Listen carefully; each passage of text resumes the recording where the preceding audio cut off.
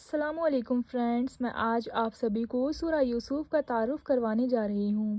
یہ سورت بھی مکہ مکرمہ میں نازل ہوئی تھی۔ بعض روایات میں ہے کہ کچھ یہودیوں نے حضور صلی اللہ علیہ وسلم سے یہ سوال کروایا تھا کہ بنو اسرائیل کے جو لوگ فلسطین کے باشندے تھے مصر میں جا کر کیوں آباد ہوئے۔ ان لوگوں کا خیال تھا کہ آپ صلی اللہ علیہ وسلم کے پاس چونکہ بنو اسرائیل کی تاریخ معلوم کرنے کا کوئی ذریعہ نہیں ہے، اس لیے آپ صلی اللہ علیہ وسلم اس سوال کا جواب نہیں دے پائیں گے، اور اس طرح آپ صلی اللہ علیہ وسلم کے خلاف یہ پروپیگنڈا کرنے کا موقع مل جائے گا کہ آپ صلی اللہ علیہ وسلم معاذ اللہ سچے نبی نہیں ہیں۔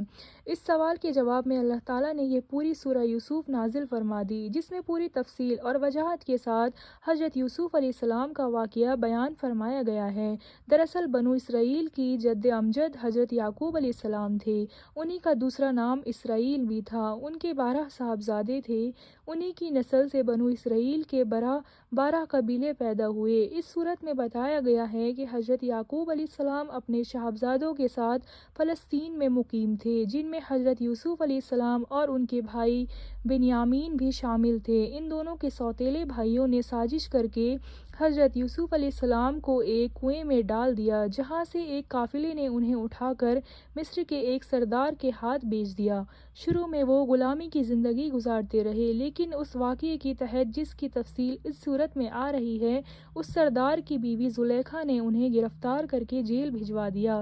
اللہ تعالیٰ کا کرنا ایسا ہوا کہ مصر کے بادشاہ کے ایک خواب کی صحیح تعبیر دینے پر بادشاہ ان پر مہربان ہوا اور انہیں نہ صرف جیل سے نکال کر باعزت بری کر دیا، بلکہ انہیں اپنا وزیر خزانہ مقرر کیا اور بعد میں حکومت کے سارے اختیارات انہی کو سونپ دیے۔ اس کے بعد حضرت یوسف علیہ السلام نے اپنے والدین کو فلسطین سے مصر بلوا لیا۔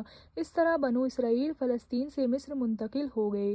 سورہ یوسف کی ایک خصوصیت یہ ہے کہ اس میں حضرت یوسف علیہ السلام کا پورا واقعہ ایک ہی تسلسل میں تفصیل کے ساتھ ذکر کیا گیا ہے، اور تقریباً پوری سورت اسی کے لیے وقف ہے، اور یہ واقعہ کسی اور سورت میں نہیں آیا۔